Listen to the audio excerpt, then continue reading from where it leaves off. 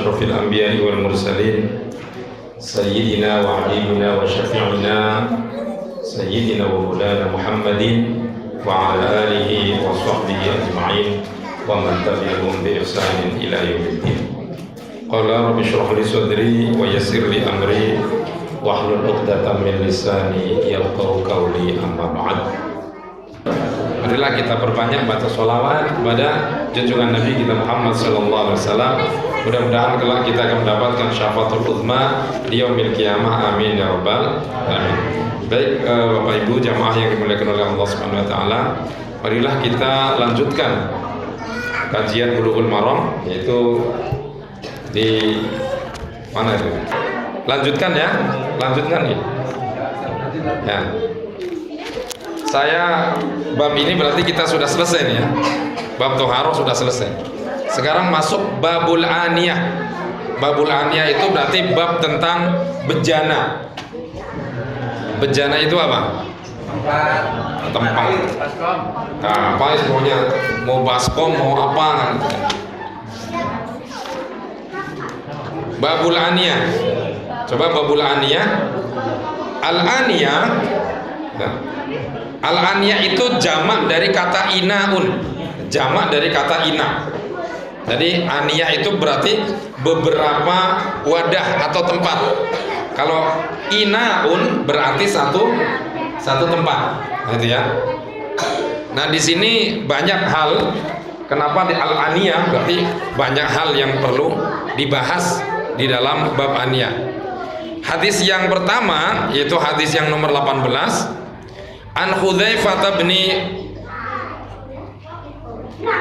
Yamani radhiyallahu anhu qala Rasulullah sallallahu alaihi wasallam, Rasulullah sallallahu alaihi wasallam, la tashrabu fi aniyatiz zahabi wal fiddati. Ini ya, la tashrabu, jangan minum, kalian nggak boleh minum fi aniyatiz zahabi, pada bejana yang terbuat dari emas. Nah, jadi nggak boleh kita minum tempatnya terbuat dari emas. Ini nggak boleh. Ya, wal fiddati, dan perak. Jadi kita nggak boleh minum gelasnya itu dari emas atau perak. Nah, ini. Kenapa di situ? Wala ta'kulu fi sihafihima, dan nggak boleh kita makan juga dari tempat keduanya, yang maksudnya dari piring misalnya kan, piring yang terbuat dari emas, mangkok yang terbuat dari emas atau perak, itu nggak boleh. Wala tashrabu wala ta'kulu, nggak boleh minum dan nggak boleh makan tempatnya tempat dari emas. Ini masya Allah.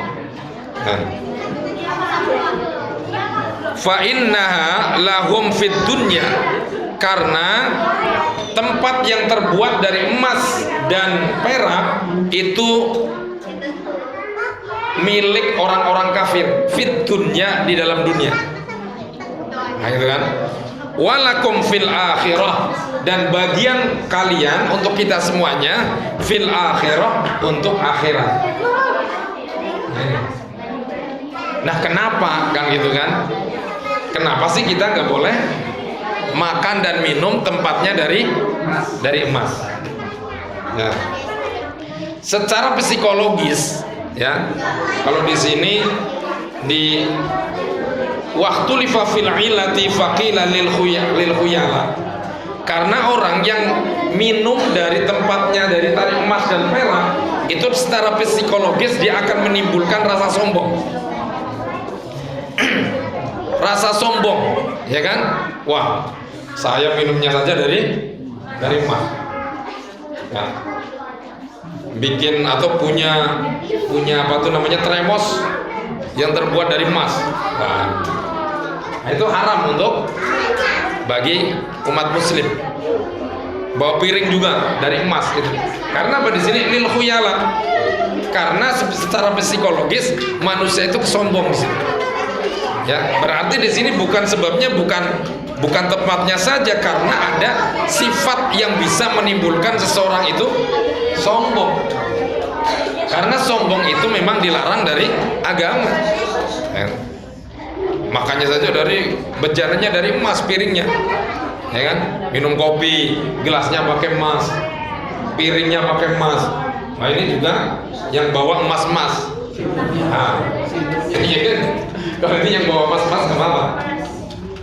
Ya. Nah ini nggak boleh. Ya. Wala tashrabu. Karena kalau bagian di dunia untuk mereka orang-orang kafir. Orang-orang kafir mah terserah mereka mau pakai emas atau tidak. Nah bagian walakum fil akhirah, emas dan perak itu bagian dari bagian kita orang-orang muslim untuk di akhirat. Nah, ini. Kenapa tidak diperbolehkan? Karena elatnya adalah lil khuyala, karena sombong. Terlalu sombong. Nah itu ya.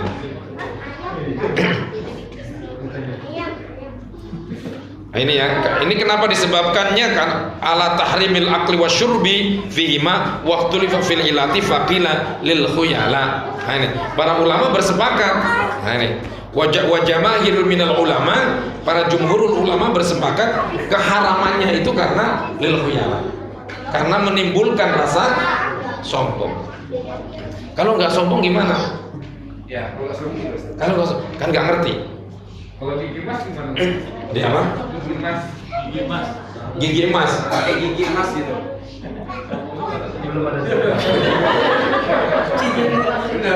Ya. Kalau itu tidak boleh. Tidak boleh. Takutnya Iya. Iya. Jadi kalau dipakai boleh. Kalau untuk perempuan. Begitu juga laki-laki memakai emas itu nggak boleh. Ya. Kita pakai cincin. Nah makanya mohon maaf nih kadang-kadang orang akdun nikah, ya kan? Orang akdun nikah kemudian emasnya dua, satunya buat istrinya, satunya buat laki-lakinya. Nah ini nggak boleh, haram itu. tapi kalau nggak dipakai enggak. Kalau nggak dipakai nggak apa-apa. Kadang-kadang kan dipakai, ya kan? Nah itu budaya-budaya orang-orang, mohon maaf, orang notabene-nya bukan non Islam, itu kadang dipakai oleh kita. Nah, sama saja mau putih, mau coklat, mau kuning, judulnya emas. Nah itu. Yang penting emas. Kalau emas Joko nggak apa-apa. Ya. Kalau perak tinggal niup gitu. Nah nanti ada nih.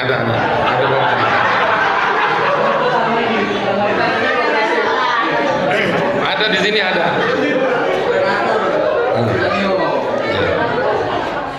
Ada nih di sini nih.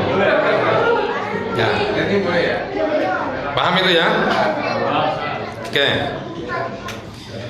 Wa an Ummi Salamah radhiyallahu anha qalat qala Rasulullah sallallahu alaihi wasallam alladhi yashrabu fi ina'il fiddah, seseorang yang minum dari tempatnya terbuat dari perak, innama yujarjiru fi batnihi nar jahannam, pada dasarnya dia menuang neraka jahanam di dalam perutnya. Nah ini ancaman. Ini Ummi Salamah radhiyallahu an meriwayatkan, ya kan? Qala Rasulullah sallallahu alaihi wasallam alladhi yashrabu fi ina'il fiddah innama yujarjiru fi batnihi nar jahannam, muttafaqun alaih. Seseorang yang minum yang bejananya tempatnya terbuat dari perak, sesungguhnya dia menuangkan neraka jahanam atau api jahanam di perutnya dia sendiri. Nauzubillah min dzalik gitu. Ya. Maksudnya yang murni emas, apa yang ada kandungan emas yang mana? Nah. Nanti. Ada di sini dibahas semua. Nah, ada semua. Ya, bukannya saya mau jawab, tapi hadisnya kita baca dulu. Ya, ada. Ya, ada jawabannya di sini. Ya, sesuai dengan urutan aja. Wa an Ibni Abbas, ini paham ya, yang 18 19 ya. Ya ini. 20. Wa an Ibni Abbas radhiyallahu anhuma qala Rasulullah sallallahu alaihi wasallam idza dubihal ihabu faqad tahura, akhrajahu Muslim. Diriwayatkan dari Ibnu Abbas radhiyallahu anhuma qala Rasulullah sallallahu alaihi wasallam idza dubighal ihabu, ketika kulit itu sudah disamak, faqad tahura, maka dia suci. Kulit disamak itu tadi saya nulis itu ya. Saya tulis dari kitab Fathul Qorib. Kan ya. Saya tulis di sini nih. Ya.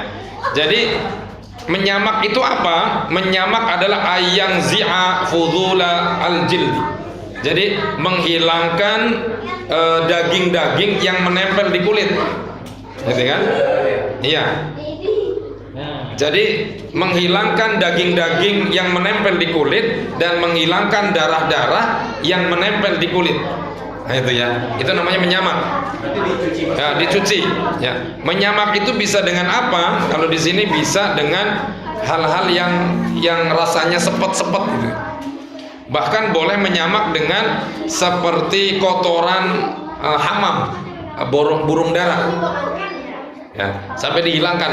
Ya, atau misalnya dengan sabun sekarang bisa. Disamak, dihilangkan kulit apa namanya? Daging yang menempel di kulit. Dan bisa juga menghilangkan darah-darah yang menempel di kulit. Maka kulit itu sudah bisa jadi suci. Boleh digunakan untuk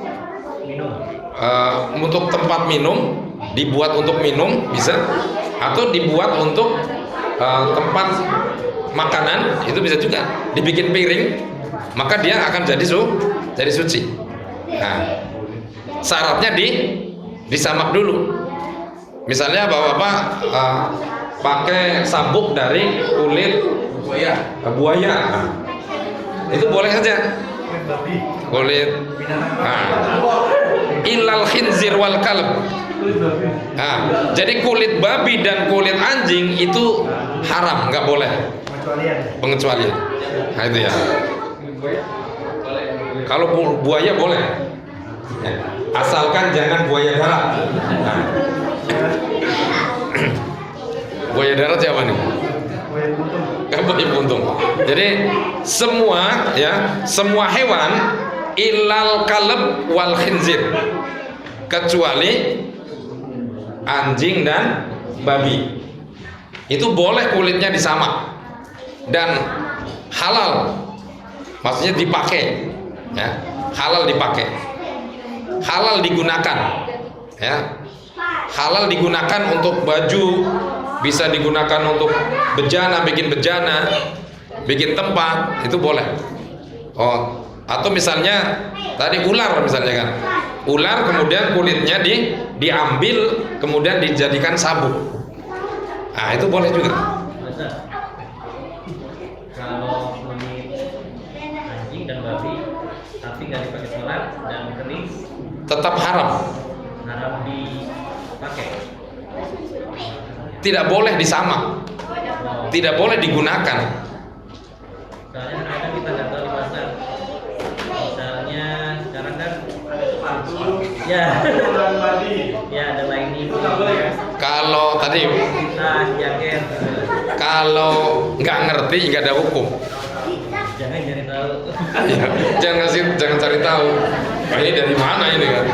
Nah, ya pokoknya kalau kita mau nyamak, yang boleh disamak itu semua binatang boleh disamak kecuali dua tadi, ya, kecuali anjing dan babi, itu tidak boleh disamak, ya, illal kalb wal khinzir, ya, kecuali anjing dan babi, ya.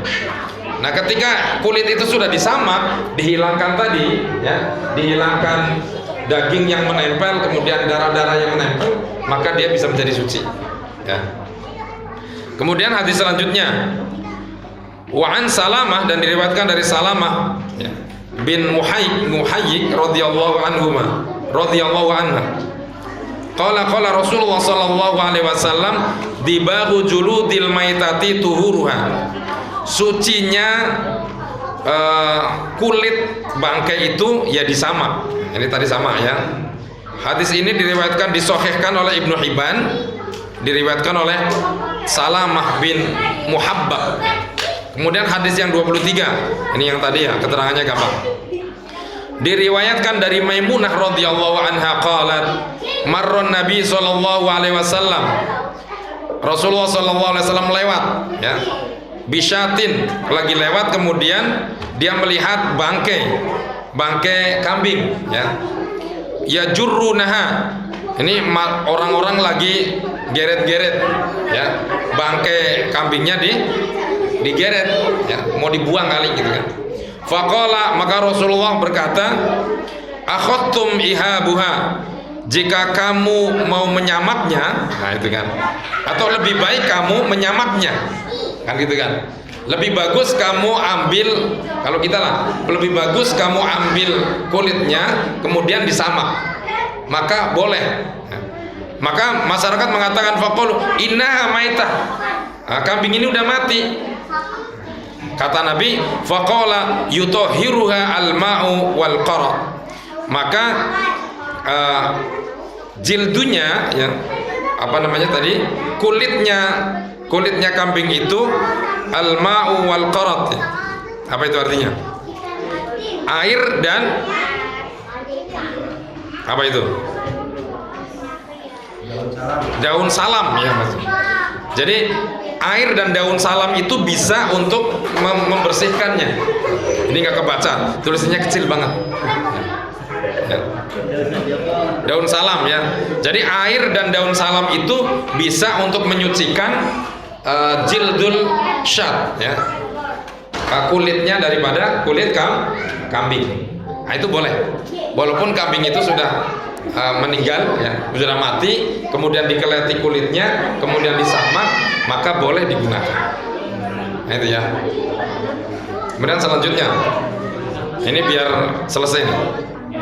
Wa an Abi Tha'labah al-Khushaini radhiyallahu anhu qala, qultu ya Rasulullah. Jadi Abi Salamah bertanya, ya Rasulullah, inna bi'ardi qaumin ahli kitab, saya berada di tanah kaum, ya, atau di negara kaum ahli kitab. Afana kulu fi aniyatihim, apakah saya boleh makan dari wadahnya mereka? Gitu kan? Maka qala, Rasulullah menjawab, la ta'kulu fiha, jangan kau makan dari wadahnya ahli kitab. Ahli kitab di sini berarti bukan orang Islam. Illa alla tajidu ghairaha, ya, kecuali kamu tidak menemukan selainnya. Kalau kamu nggak menemukan tempat, ya, di pada suatu kaum itu, apa? Faksiluha wa kulu fiha. Yang pertama, cuci dulu, ya, tempatnya cuci dulu. Mohon maaf kalau kita mungkin bertamu di tempat orang non Islam, gitu kan. Bagaimana nih, gitu kan? Kalau kita ragu, ya jangan makan. Kalau nyuci kan mungkin nggak bisa, gitu kan, itu kan. Nanti kata apa, yang punya rumah sekalian aja Pak. Ya, kalau kita ragu, takutnya kenapa kita nggak boleh makan dan minum dari tempat itu? Takutnya dia kena minyak-minyak tadi, BABI, ya kan? Atau nyucinya tercampur dengan hal-hal yang haram. Ya bisa dengan tanah, itu kan. Kalau kita ngerti, gitu kan. Nah, kalau kita misalnya ragu misalnya kan, ya nggak usah dimakan, bisa diminum.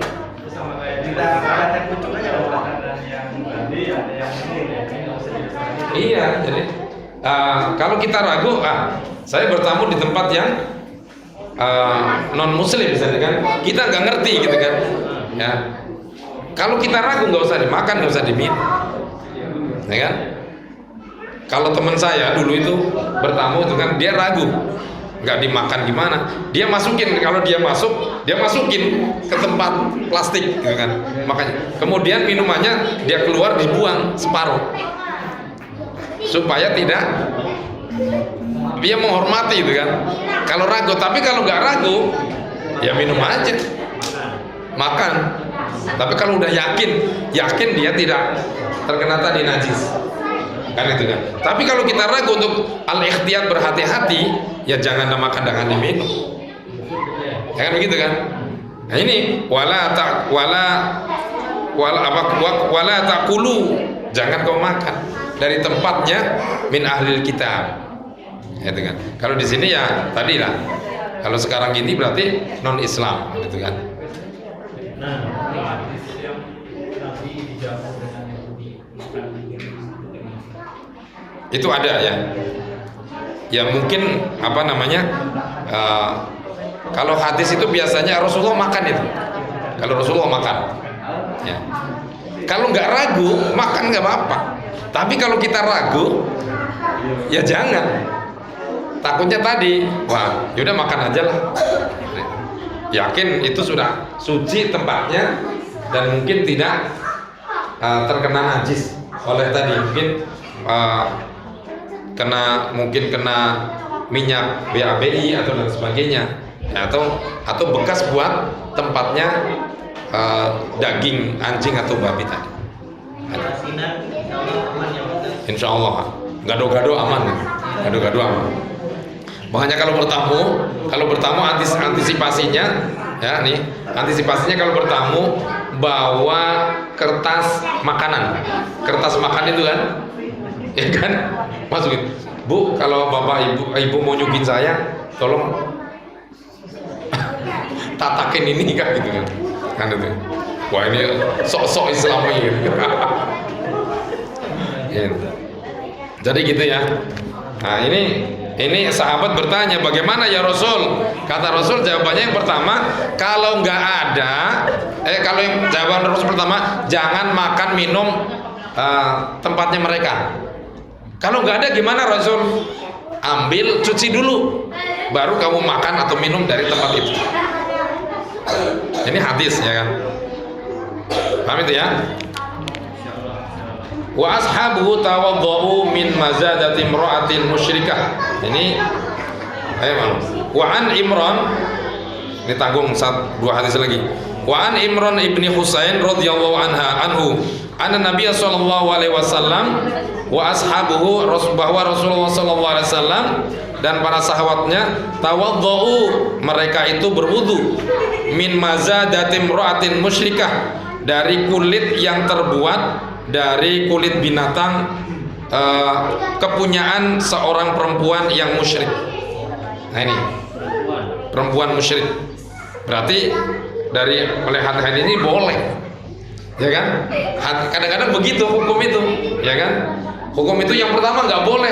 Ternyata ada hadis Rasulullah dan para sahabatnya pernah berwudu pakai tempatnya perempuan musyrik.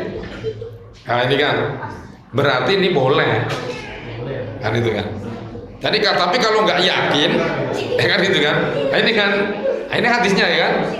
Rasulullah dan para sahabatnya pernah berwudu punya tempatnya orang perempuan musyrik. Nah, ternyata ada, maka dibolehkan. Ya.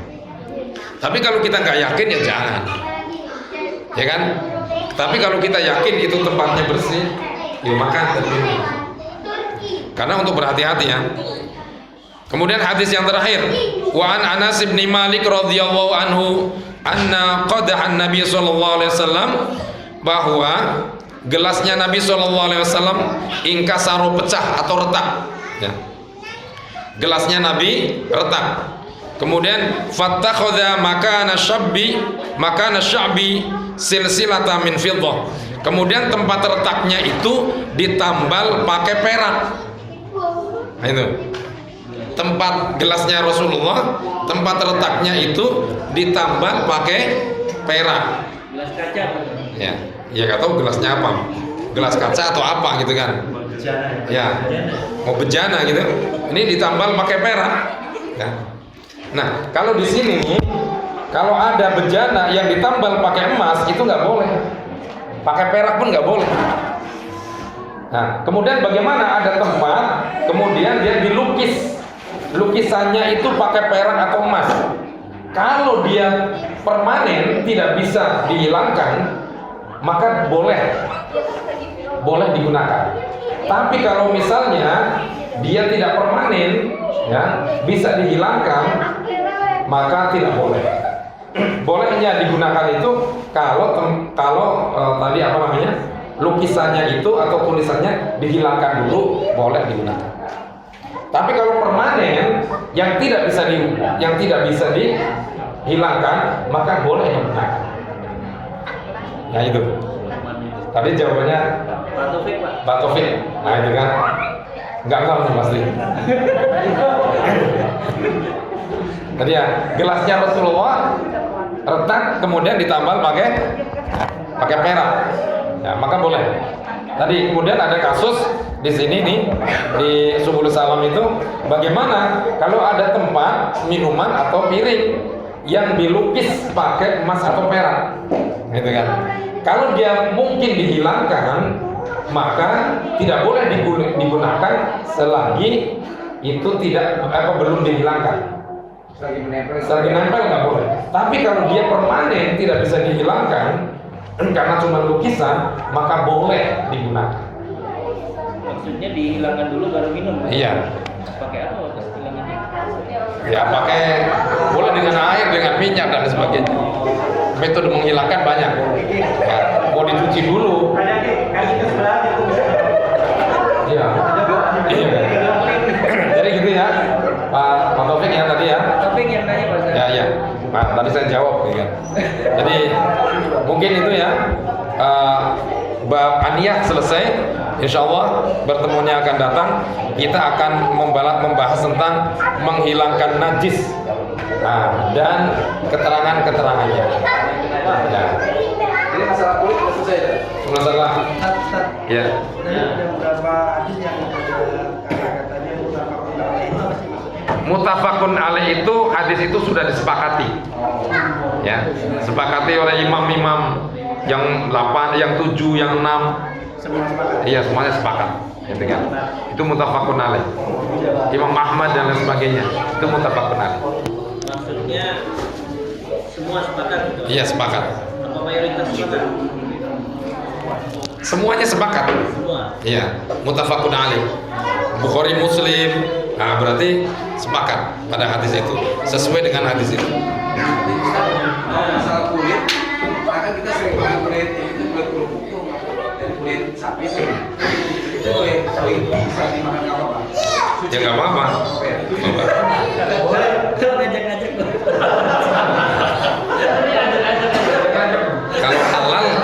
Kalau halal boleh. Kalau ngajak nggak boleh. Tapi kalau misalnya binatangnya haram nggak bagaimana? Tidak boleh dimakan. Kakinya patah. Nah lihat Arab itu dari mana Ustaz? Banyak penjual. Ya haram dimakan sama halal dimakan. Kan ada hewan yang halal dimakan, ada hewan yang haram dimakan. Kan gitu kan? Kalau dia halal dimakan, maka kulitnya boleh dimakan. Tapi kalau haram dimakan, maka kulitnya boleh digunakan, tapi tidak boleh dikonsumsi. Paham nggak? Misalnya tadi ular gitu kan. Ular itu kan berbisa. Kenapa dia haram? Keharamannya karena bukan murni karena dia apa, tapi karena dia berbahaya. Islam itu mengharamkan dan menghalalkan karena ada sebabnya, ada elatnya. Termasuk darahnya Ustaz? Termasuk darahnya. Tapi Haram. banyak orang-orang tuh makan darah dari ular. Ya orang-orang biarin aja, yang penting kita kagak gitu kan. Kalau kita sudah, karena mereka tidak tahu kan, karena mereka tidak tahu hukum. Orang yang sudah, kalau orang mengkonsumsi begitu karena mungkin nggak tahu hukum. Walaupun tujuannya untuk kesehatan, untuk pengobatan. Apakah selain ular itu belum nggak ada obat? Kecuali kita nyari di dunia ini sudah tidak ada obat. Adanya itu baru boleh. Itu digunakan ketika darurah, itu boleh saja. Karena al-darurah tutubihul maqdurah. Gak ada makanan, cuman ada daging anjing di tengah hutan, boleh saja dimakan. Karena terpaksa ya. Karena darurat. Iya, unsur daruratnya itu. Ya, karena apa? Menyelamatkan nyawa itu lebih penting. Nah itu. Nah, lanjut Mas Arif. Jadi bisa.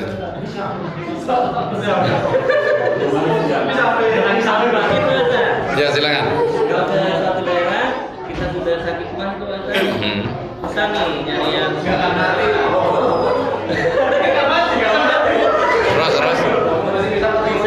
ya itulah kayak luar negeri misalnya. Sama nih nyari yang ini yang halal benar halal tadi, kalau kita sudah nyari halal sudah tidak ada dan kondisi kita kritis, darurat itu akan digunakan ketika kita dalam keadaan kritis dan memang kita mau mati gitu kan. Oh ini masih iya, kalau kita nggak mau makan kita akan lemah, kita akan mati, ya kan. Menyelamatkan nyawa itu lebih penting. Seperti itu. Kalau kita nyari-nyari, masa iya di suatu negara sekarang banyak kok. Yang di Belanda itu sudah banyak sekarang produk-produk halal itu banyak. Ya. Indomie ya. Jadi itu ya. Karena sudah jam 8 lebih. Ya. Karena memang bicara ini ya, jadi seperti itu ya. Cukup. Cukup semua. Cukup.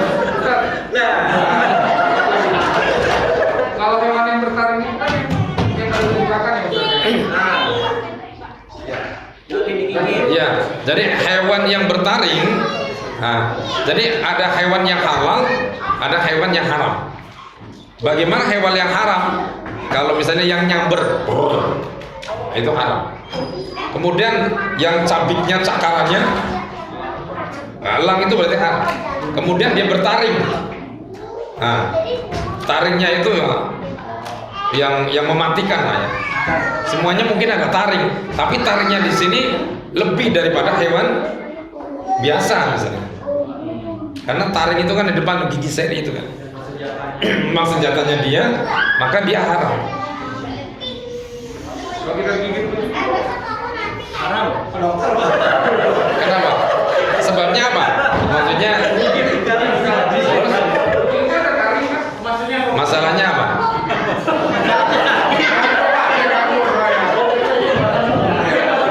Iya, digigit kucing masalahnya apa?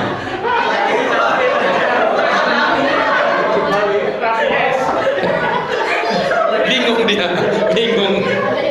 Ya karena kucing itu bertaring, maka dia haram. Ya haram dimakan.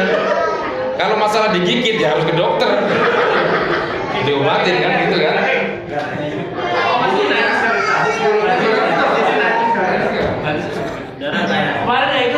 Kemarin nggak ikut ya.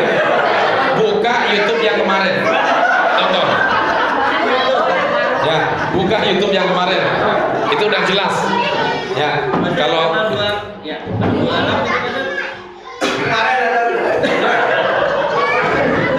ini nggak selesai. Ya, ya udah sampai situ aja ya. Ya, kalau dijawab nanti nggak ada pertanyaan lagi ya. Ya, mungkin itu saya dapat saya sampaikan.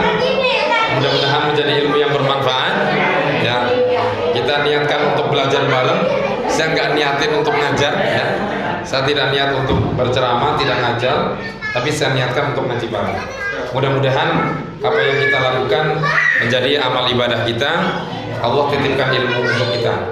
Marilah kita akhiri dengan pembacaan doa kafaratul majlis. Subhanakallahumma wa bihamdika asyhadu an la ilaha illa anta astaghfiruka wa atubu ilaik. Assalamualaikum warahmatullahi wabarakatuh.